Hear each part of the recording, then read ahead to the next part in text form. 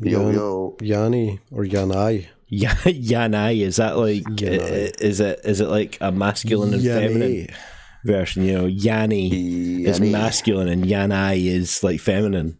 Yano is like multiple gender. Yanais. Yanos. Yanai. What is the plural? What is the plural of Yanni? Totally, that's a good question. Is it many Yannis? What is a group of Yannis? A group of Yannis. A gaggle of Yanai. It's a yan of Yannis. I don't know. It's a single yin. That's what it is. You know, it's either Yannis or a yan. It's a yeet of Yannis. We have a winner.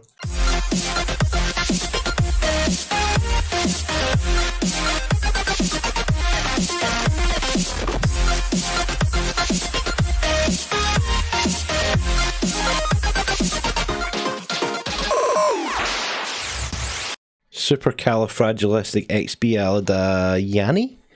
That didn't work. Live, aye. Is that what that is? That you know, just said we're live. No, I had to do something special. God damn it! I failed, but whatever. But I hate people who drive in Glasgow with huge Mercs and Beamers. What's the point in showing people that sort of flash when you can't perform after securing a deal? Chode-bearing pricks.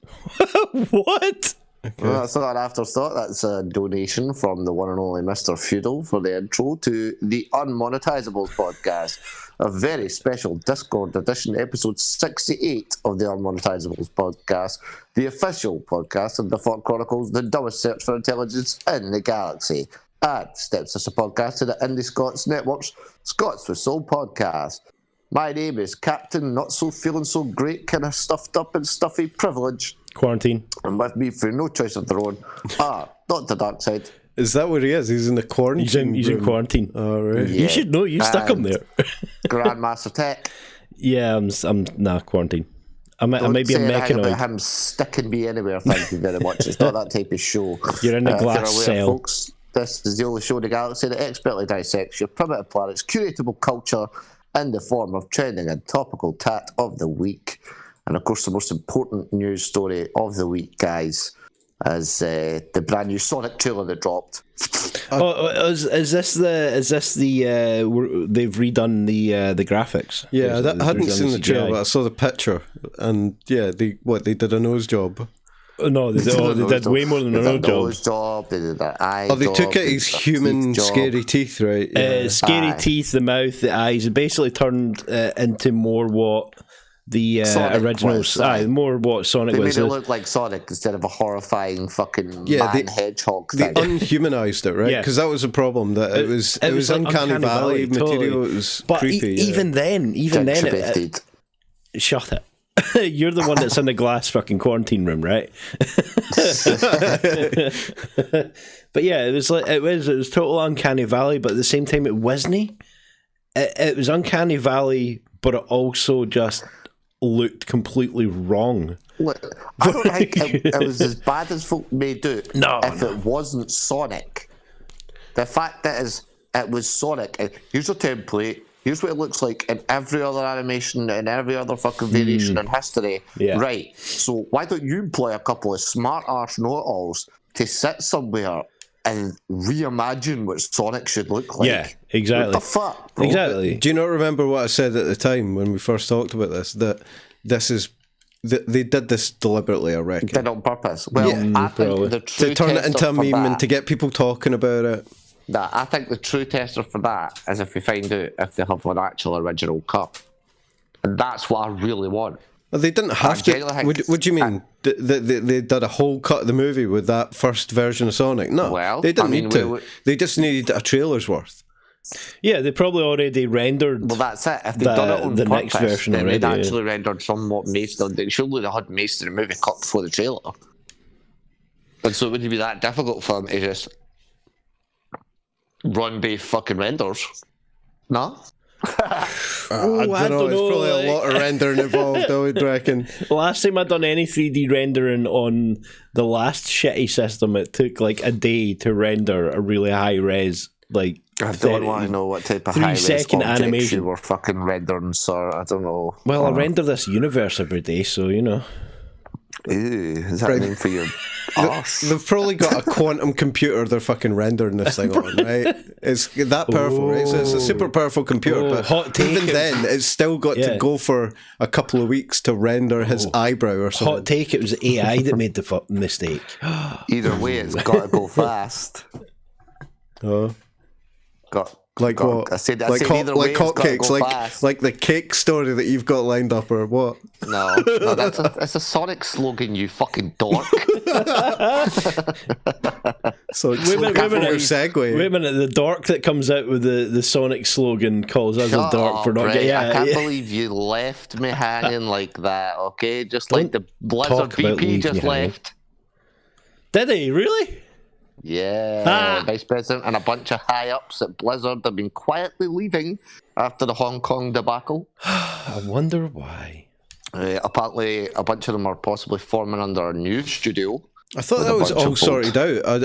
I don't understand why that was so bad for the company. Well, how is it all sorted out? Well, because the head of Blizzard came out and went, "We're sorry, not sorry. We'll do better next time." Basically, they corrected the issue. They never corrected the issue. They got less of a fine, a less severe punishment, and then there was still a lot of people pissed off, obviously, including some of the fucking people in Blizzard. Yeah, I can't remember the original story now, but right. So one of the fucking players for one of the fucking dork games under Blizzard held up a somewhat. Oh, that's right. Yeah, they were banning this guy because he was making a political statement about Hong Kong. Yeah. Blizz Chong. But then, didn't they allow him back in though?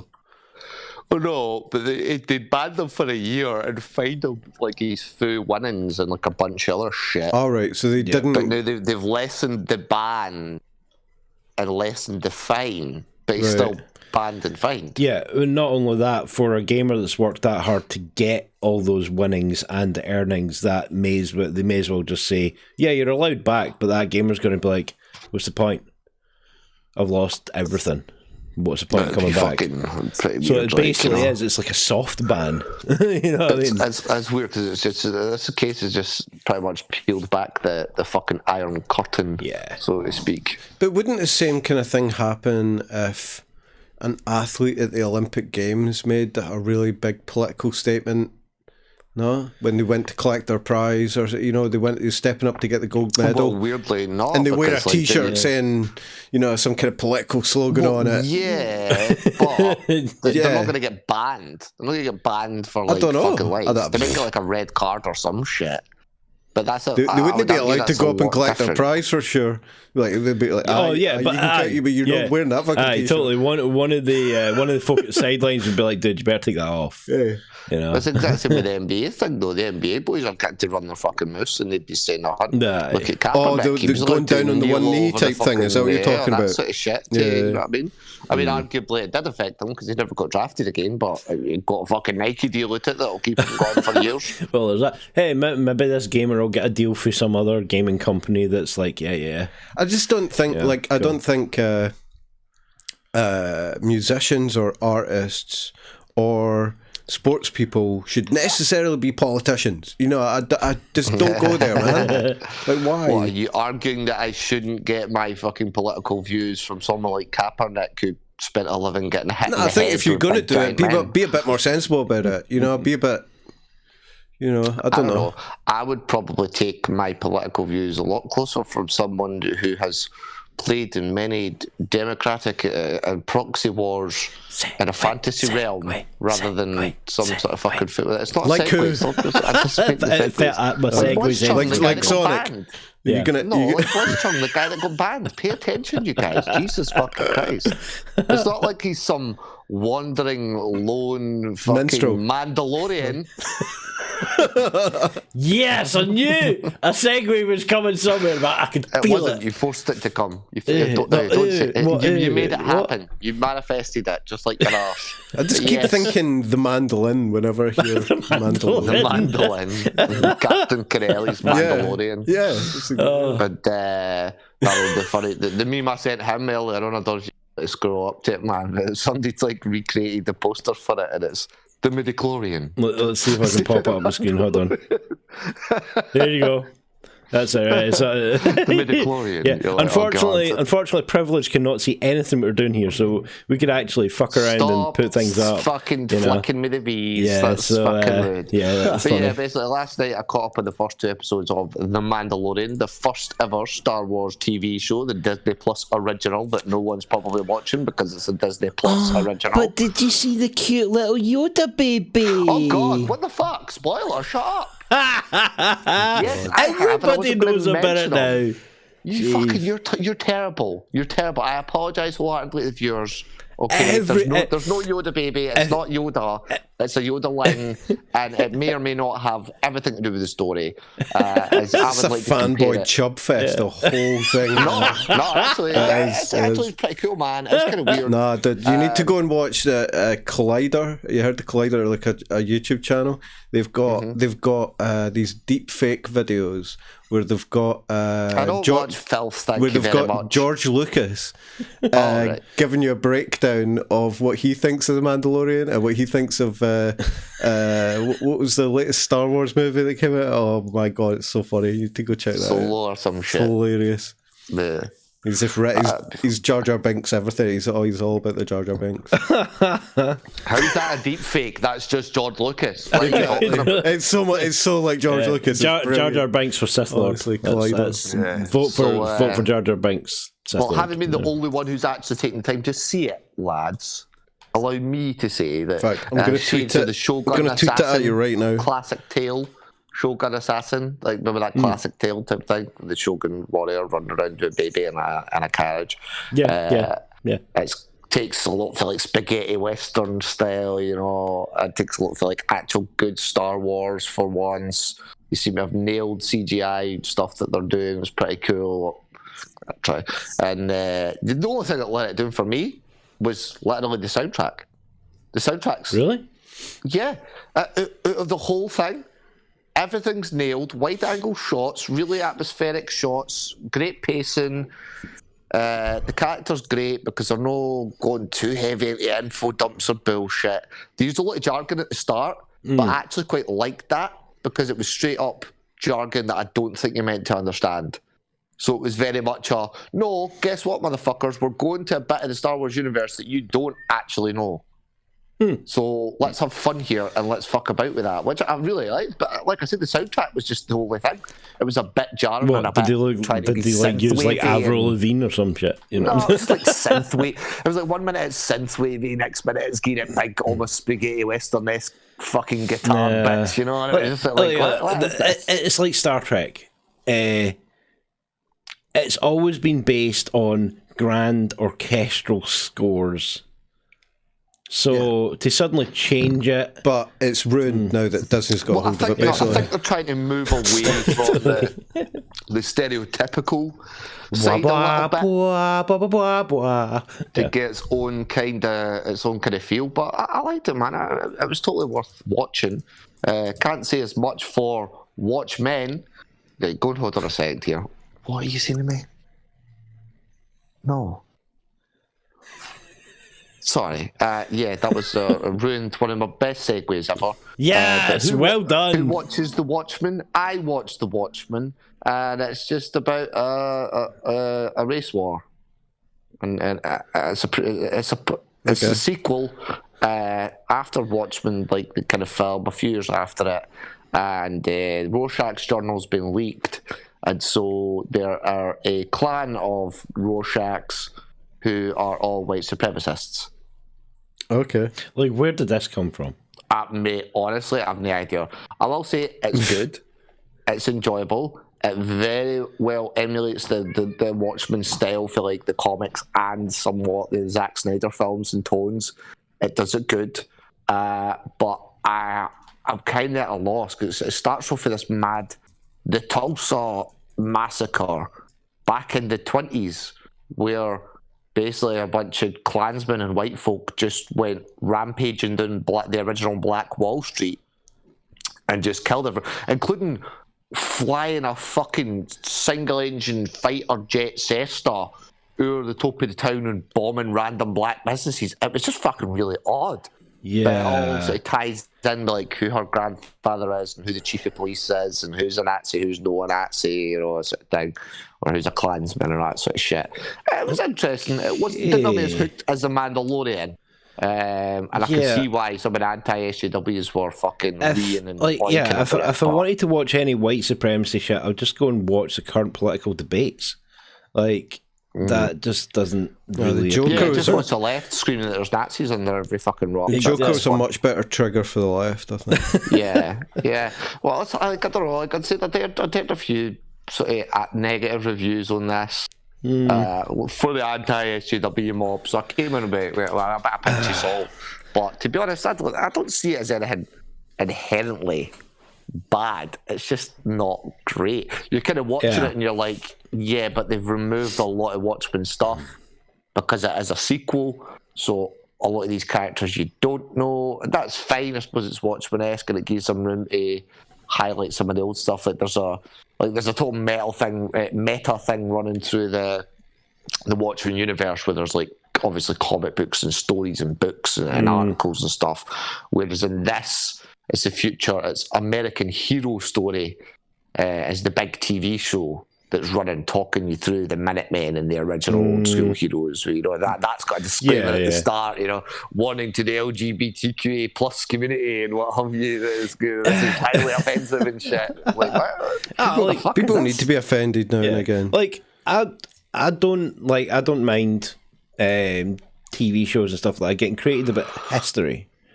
Like, this happened in history. Yeah, you can get butthurt all you want about it, but it happened. You know? But that's what I kind of felt though. It was like I haven't read all the Watchmen stuff. There has been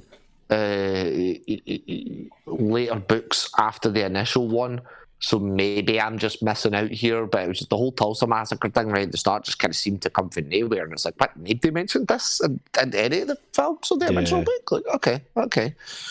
You know, it was a bit dark. It wasn't as delightful as it could have been, but you know, there is another corner that we don't usually watch often enough. Darkside's Delights corner. Is that you out? Two stories. Don't ask him if that's three stories. Couldn't properly. Technically, it was 4 because I watched 2 TV shows just so I had 2 separate stories. You cheeky bastard.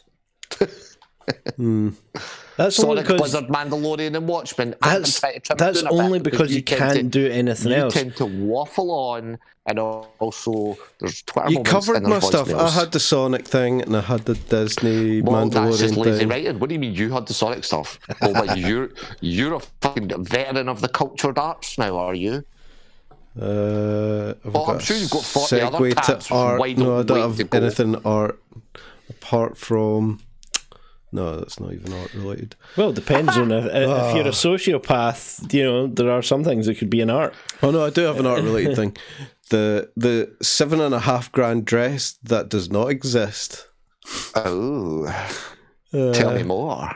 Dress with no name. It doesn't make sense when you first hear it, does it? But there's actually like a picture of this Asian woman wearing this dress, and it looks totally weird, but it looks like a legit picture, and then it tells you it's actually a digital dress. Earlier this year, Richard Ma, the chief executive of San Francisco-based security company Quantastamp, spent $9,500 on a dress for his wife. That doesn't exist. That is digital. Wow. But now she's selling it.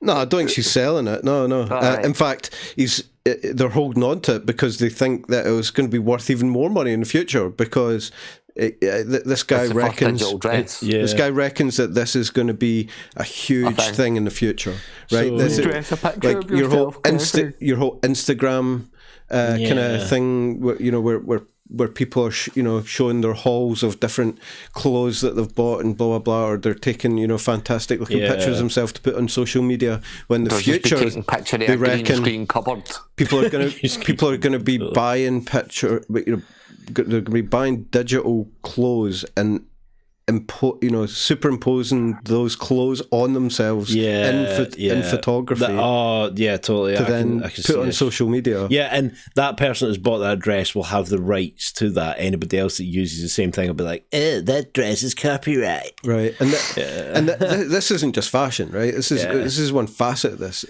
I talked about this before with the kind of AR kind of through the looking glass reality we're going to end up in the future, and this is just like it's starting to permeate our reality. Imagine the idea that there's dresses that don't exist. Well, imagine this, right? Yeah, it's totally like that story, right? The king's fucking.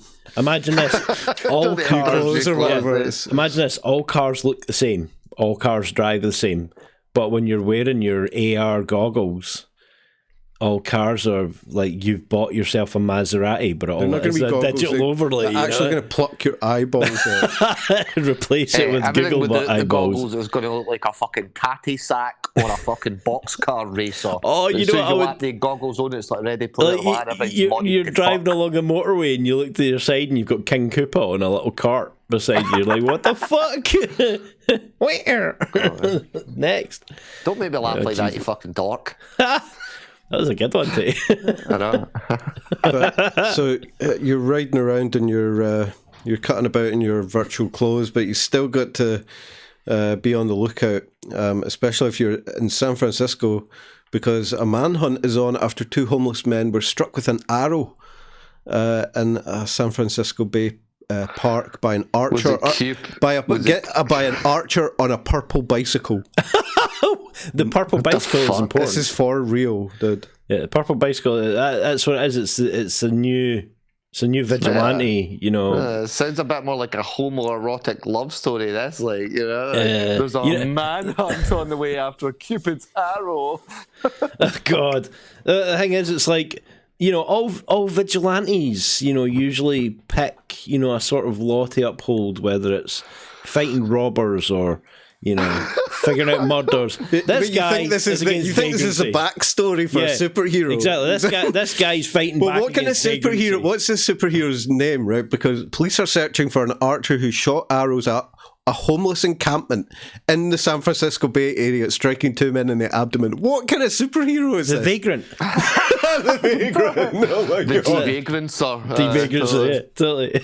That's all he does, is he fights vagrancy across the city. He's like he's a CEO in a huge digital corporation in San Francisco by day. It's actually Trump. By night. He's the vagrant. Trump gets dressed up in a really tight lycra suit and starts arrowing people. Getting rid of the dirty homeless people who live in his basically, fantastic that's what he's doing. Cleaning up when running about in a fucking Musk-mobile bike. A big fucking when they watch superhero stories in their past, they heard the cleaning up the streets one street at a time, so they actually thought that was literal. But there was another story like this a few weeks ago in New York where the police had found I think I said it on the show, the police had found 5 or 6 homeless guys who'd been beaten to death. Oh yeah, and totally. they found the guy that was doing it while he was in the middle of beating some other homeless person to death with a bat, or what was that, a metal pole or something? Like, what is with these people attacking homeless people? Is fucking they're anti-heroes, basically. It's fucking weird. It's just fucking gross, man. It's pretty weird. Like, it's like fucking Giuliani in his fucking spare time or some shit, Yeah. Was they happy enough cleaning up the streets in New York in his fucking time as mayor, so now he's just, by day, he's fucking lawyer for Trump, by night he's just running beating up vagrants. Oh no, you know what it is? You know what it is? It's actually like a really new ultra wealthy hunting sport. Yeah, maybe. It's like some kind of 80s film, but it's so underground, you're not supposed to know about it. What was that 80s film with Jean-Claude Van Damme? And they're getting hunted down. Narrow it down, for fuck's sake. What is it? It's like a couple of homeless people and they're chased throughout the city at night by all these folk with guns and shit. It's kind of like that. But it's probably what it is. It's probably some really big, weird. If they survive, then they get a shit ton of money or something. Hard Target? It's probably some epic fantasy, IRL gaming, battle royale, role-playing club, fetish club. Somebody else who appears to be playing a game like that was Russia Professor, who admits murder after woman's arm found in bag. Yeah, a well-known Russian historian has confessed to murdering his partner, his lawyer says, after he was found in a river with a backpack containing a woman's arms, plural arms. Oleg Sokolov, 63, was drunk and fell into the river as he tried to dispose of the body parts, Russia media said. Oh, What a fucking crazy story.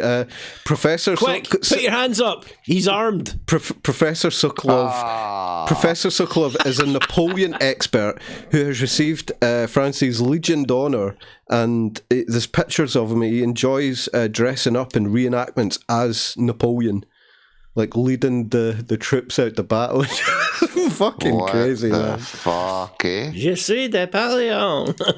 That's a professor too. Wow. These are the smart people. Fucking. Oh, the smart people are now going over the edge because of the profoundly dumb society we're living in, apparently. You know? Fucking smart as fuck, eh? Let's get pissed before I dump the body. Like, That sounds like a great idea, you know? Why not? Aye. Right? Aye. He's suspected bang on. of having killed this young woman with a sawn-off shotgun before dismembering the body. Oh, that's lovely. It couldn't just be a shotgun, it had to be a sawn-off shotgun. Yeah. You know? If you're Like, going to get rid of a it had to body, be that specific. yeah, don't get drunk. That's the lesson there, surely. How about just don't kill your fucking partner? Yeah, problem solved. Or make her go homeless and hope that someone beats her to death. But brutal, no? Yeah. That was a fucking... Just shut up, you, right? I'm not well. You leave me alone. You know, that's the time where I won't leave you alone because, you know, I kick you when you're down. Oh, God. Well, we ended on a happy story. Holy shit. Oh, Turnaround. slightly happy. That's a happy ending. Cat Don't say happy ending, for fuck's sake. Cat rescued after 4 nights in Fife Tree in freezing temperatures. Oh, that's beautiful. 4 nights, though. That's fucked up. That chill, cat needs get to the learn fucker some down. life skills. Really. That cat just need a fucking swift fucking dart up the arse. But catch 'em, boys. We should Wow. have just got somebody from the estate with an air rifle. Just take it down. Well, to be honest... Shoot it in the ankle. Should just Yeah. put a tin of tuna out for So it. basically what you're saying is you can tell what kind of an area is like by how long a cat's stuck in a tree. If the cat's only up there for 30 seconds, just don't go there. If the cat's up there for 4 days, it must be a really affluent, nice area. It's something really nice in the tree. Something really nice in the surviving tree. off all the small fucking avian wildlife in the fucking tree of Fife. You know what the cat... Apparently it was 50 foot up in the tree. You know what? The cat, fucking hard. the cat's probably seriously pissed off because somebody's just removed it from the tree when actually it was trying to do the I have become one with nature. The birds, they will surround me. It was well trying to get to a nest or something. What Totally. a dumb fuck. Just trying to find a nest of homeless birds to beat to death. Nah, sorry. Yeah, it was gonna jump down on the vagrant and take him out. That's it. That's it. It's not actually a person that's killing the vagrants. It's With a Rorschach mask on. and a. But yeah, that's what it is. Oh yeah, they didn't Multiple find jumps on the bow and coloured arrow vagrants, that had fallen at the ground. It the cat done it. Oh my god. Yeah. Well, that's all that is for Darkside's Corners. I think we're moving on swiftly, very poignantly and nice and smoothly today, guys, onto the first of Twitter's moments. We have This is really a On screen. moment that I don't care about. This is the first one, yeah. EastEnders, trials and tribulations impact lives in a close-knit community in London's East End. Like, you need to give us the story of EastEnders. The entire moment was just EastEnders. Here's the synopsis of EastEnders, in case you didn't know. EastEnders, and a lassie that looks like she's showing her man a picture, a dick pic that he's somehow faced somebody else. Like, Did what's you this? send me this last night? Look what this guy sent me. I loved it. She's actually That's gonna be just EastEnders. That's just suffice for a Twitter moment. Moving on to the next one. Really? Yeah. Kylie Jenner says she hasn't sent any rise and shine, cease and desist letters. following the viral video in which Jenner sings "Rise and Shine" to her daughter Stormy, the businesswoman and celebrity made a statement that there are no lawsuits and no cease and desist. If you skip on to the next one, I've actually put her statement here because basically there was accusations that she was sending out cease and desist to folk making music out of it. Yeah. Guys, please don't believe TikTok. Everything you read. I have not sent any Rise and Shine cease and desist letters. I love how you capitalised the Rise and Shine there. It is a brand already. Rise and Shine was an unexpected moment. I had a lot of fun with it, and I laughed so hard seeing everyone's memes since the video came out a few weeks ago. Don't you just love it when someone who's getting meme to fuck is totally in on the meme and just enjoying the moment? You know, we're having so much fun. Off screen.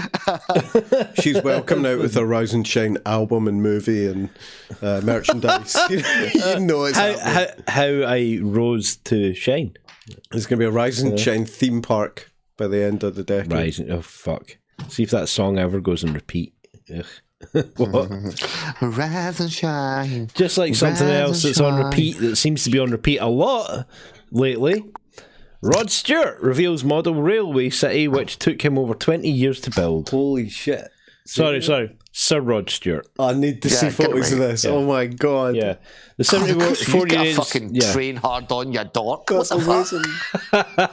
Just the fact he's been working on something else for 20 odd years. That's fucking crazy. This is like his proper passion. Yeah. This is his proper hobby, you know what I mean? Yeah. We've truly suffered for the past 20 years, not getting any great Rod Stewart hits anymore. Yeah. You know what? This is why. He was actually trying. Rod Stewart is actually the designer of Gotham. You know? Where is it?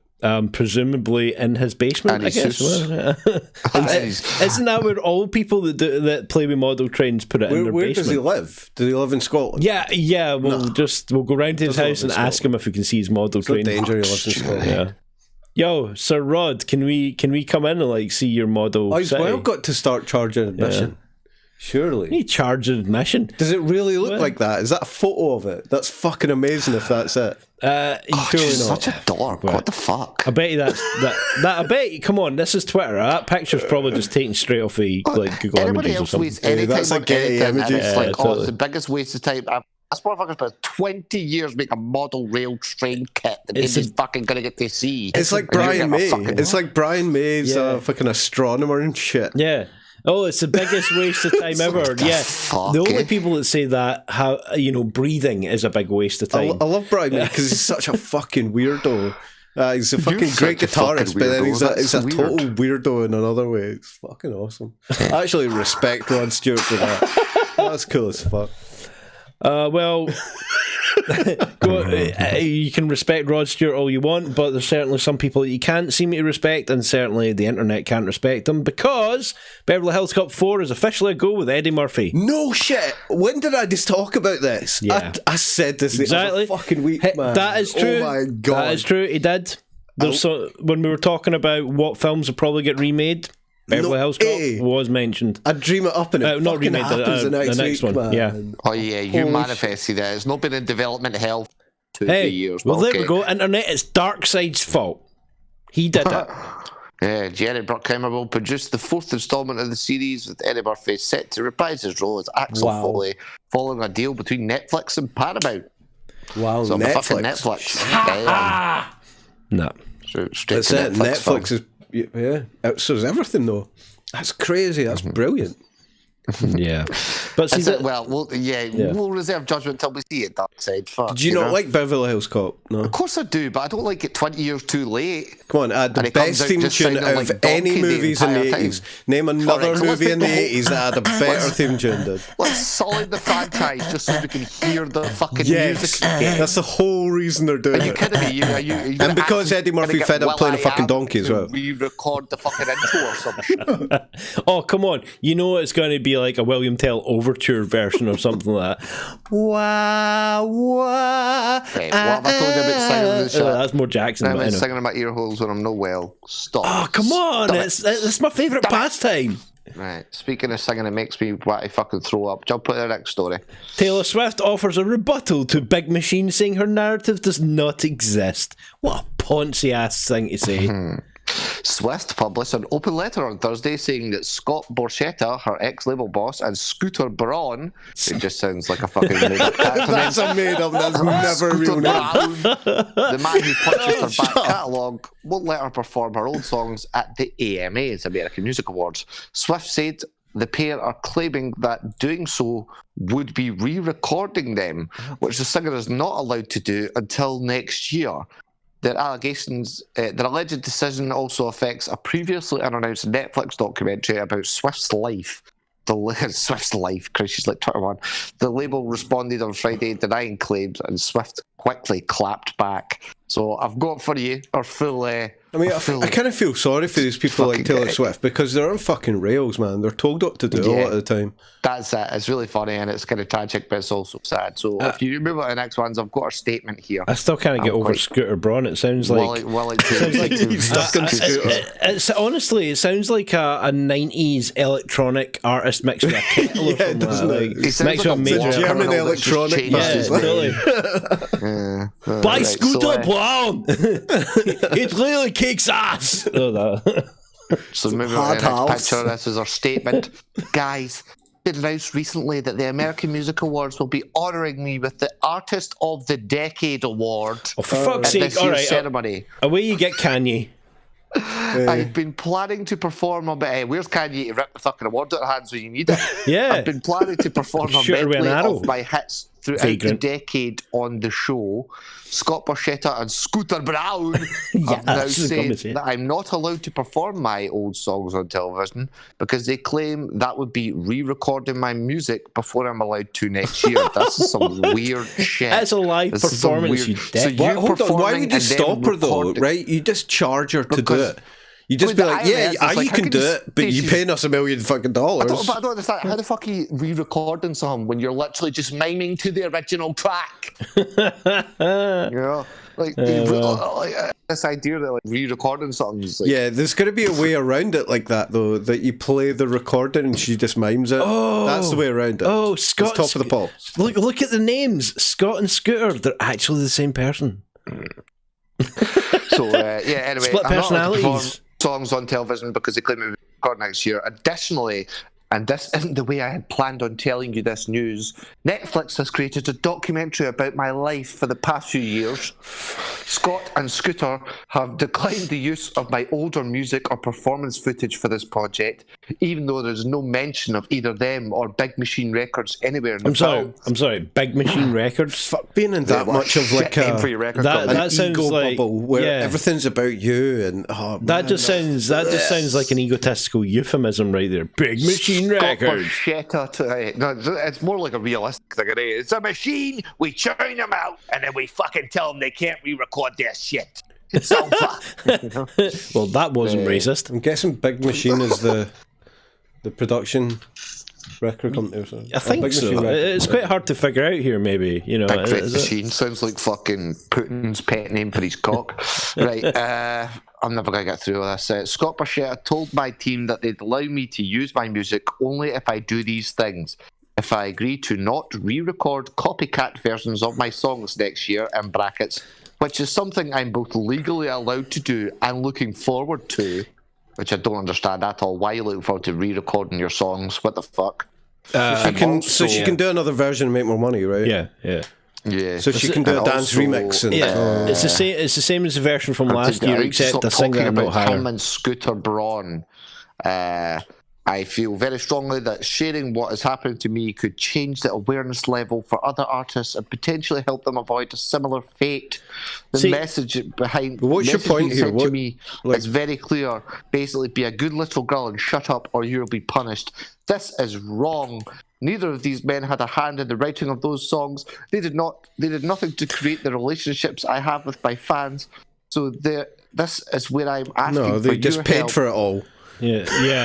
Like fuck off.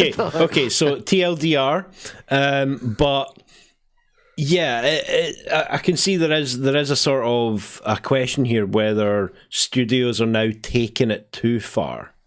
You know, are they taking the we paid you for this shit, so we completely own this, or it does. they're They're exercising removing the tyrannical rights completely control from the artist, over basically. her. Look at the start of the 20th century, and you had actors that were drafted into studios, right? So they lived in the studios, and they only made movies with the studios. And on top of that, they were totally groomed. They were told how to act on a day-to-day basis, told what to wear, given drugs and shit to get them to act in a certain way. Sounds like the fucking life in it. God. Right, but actually, like nowadays, stars have a lot, including her, have a lot more leeway in comparison to then when they were just like a cog in a factory. Yeah, she can go outside and actually, do something with her life, I guess. But it was the same with George Michael when he was in some kind of a record deal with Sony. He'd signed up to do so many albums with Sony, and then eventually he was like taking a piss out of them after he left because he was that pissed off with it. And well, you had the same thing with that fucking what's her puss fucking God, what was her name? We were just talking about the week there, man. She got her balls back, remember? Her balls back? TikTok fucking Kami? What the fuck was her name again? Hold on, I'll scroll back and find the pictures here. Oh God! Kate, don't want to know about your picture collection of balls. Talking about blah blah blah. Oh yeah. I forget her name. Yeah, I know you're about. Yeah. I always remember her name, but I can't remember her name now. That's annoying. It's so much funnier listening to him do this stuff from a glass case. She looks kind of sticky. That's all. Yeah. I can't get past all the goddamn TikToks and memes I sent you last week. Well, that's fine. Just move on to the last one. Straight to the last picture, man. Yeah, so the last one is Nicolas Cage in talks to play Nicolas Cage in metadrama about himself. THR reports. This is the greatest thing that's ever happened in television. I know. No, this is Kesha was her name. Fucking Kesha. What was the Malkovich movie? Being John Malkovich? This is Being John Malkovich 2. This is Being John Malkovich 2, Nicolas Cage being Nicolas Cage. But you know what? It's going to be better because it's Nicolas Cage. You know what would be funny as fuck, right? If it was actually a Nicolas Cage movie about Nicolas Cage having multiple personalities, and each personality is Nicolas Cage from each of his movies. Oh, that he's done. Wow. Please. Then you're going to run into problems with fucking Scooter and Scott, man. Yeah, totally. Like, can you imagine that? You've got Nicolas Cage. You've got the Nicolas Cage from like National Treasure, and then you've got the Nicolas Cage that never was, the Superman variant. And then you've got Nicolas Cage from The Rock and Nicolas Cage from Gone in 60 Seconds. Con Air. I just want to see Con Air. Nicolas Cage again. He's the evil personality. Oh god, that would just be fucking weird as shit. Just Nicolas Cage sitting there going, I'm attacking him. Especially the meta movie project is titled what is it? The Unbearable Weight of Massive Talent. So basically that's what it is. It's a multiple personality shit. It's like it's a film about myself. Because dealing with myself is so difficult to deal with myself. It will probably be his magnum opus. Probably, yeah. Because he's become such a meme in his own right. Yeah, it's like... With derp fakes doing all the... Like, that's probably where this is spawned from, derp fakes, man. With all the different versions of Nicolas Cage popping up in the what's it? The Raiders of the Lost Ark, and there's versions of like the Matrix and shit like that. It was like someone reskinned the entire of Dark Souls so that every skin in Dark Souls was a picture of Nicolas Cage's face. Yeah, I love it. That's horrifying. Like great at the internet meme machine is behind us. Like you wouldn't have this without the meme machine. You get yourself all excited there, Darkside, fuck's sake. Well, I've got something else that may excite you for the last and final segment, our new and final segment, folks. The point in time where people send us in weird and wacky voicemails. Oh no! And we play them. And we're hearing this week again from one Mr. Gingpin of Gingpin Gaming. So let me know when you're hitting play so I can hit play at the same time on my end so we can hear it at the same time, okay? Right. I just cleaned out the tape decks on FAWK, so this may or may not work. We'll see it. Okay. Or it may or may not be pornographic. No, it's not. Yeah. Don't get your hopes up, no. All right. 3, 2, 1. Play. Mate, fucking just went to fucking see Dr. Pepper there, man, to try and fix up my fucking motor. Because the milk's been leaking in the fucking clutch area. And took it into the supermarket and fucking boom.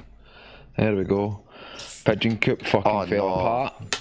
Couldn't fucking believe it, mate. Tell it was got to cost me 14,942 tuna pigeon coop's funny steaks. So I was like, fuck it. How many tuna steaks? And I will deliver it. And just been down there. And fucking guess who's still on there? Princess fucking Diana, mate. She's not even dead. She's been alive this entire time. So I took her out for a milkshake and then tell me to fuck off. This better not turn into some twisted imagination of, you know, it's like the Princess Diaries. Here we go. Like, that's brilliant. There's not much you can say about that. There's plenty you can say about that. I mean, at the end of the day, we need to get in professional help. Tuna steaks. That's an extortionate amount of tuna steaks, okay? And if anyone knows how to get milk in the clutch, go and please let Gingpin know, because there's a common problem. But the milk's supposed to be in the clutch. No, the fact that it's not in the clutch and it's all over the floor is supposed to be goat's cheese, not milk. Right, okay. Well, yeah, I'm not dork, so I don't know, but yeah, I definitely know that if the pigeon coops fell after. Is that connected to the milkshake though? The milk in the clutch? Does the milkshake come from the clutch? No, the milk. That sounds like a segue there, right? No, the milkshake comes from the. No, we're not going to go there because that's probably copyright by now. Milkshake brings all the dead princesses to my yard, To your pigeon coop. No need for there was no need for that. There's no need. It's thought he bumped into Princess Diana, who's been dead all these years. Wow, yeah. Baked her on death so she could go have that guy's baby. Whoa. And on that ending note there. That opinion is of course your own. Thanks very much for that, Gingpin. As ever, folks, remember, we're now asking for your participation. Any quotes you want us to read, tweets, stories, or even voicemails, as you just heard, please send us your interested creative responses at FAWK Show in the DMs, or just hit us up at FAWK CPTP, at FAWK DRD, at FAWK GMT, and we'll figure it out. Alternatively, you can hit us up on our Discord. Just want to take a moment to say we genuinely appreciate your listenership. And if you want to help support the show, please like, comment, and share, subscribe, follow, all that good shit. Or if you're feeling as frugal as Private Mr. Feudal, give us a wee pound off you over on Patreon. The FAWK Chronicles are part of the Indi Scots network. Until next time, this has been Cpt Privilege, Grandmaster Tech, and Dr. Darkside signing off. Closing hail frequencies, ending communications, and going to go size about Nick Cage starring in Nick Cage. Right, Darkside, we're really turning this quarantine communicator Turn off the audio. Yeah. Leave it that way. Yeah, that little switch there, it's been clicked. How dare you.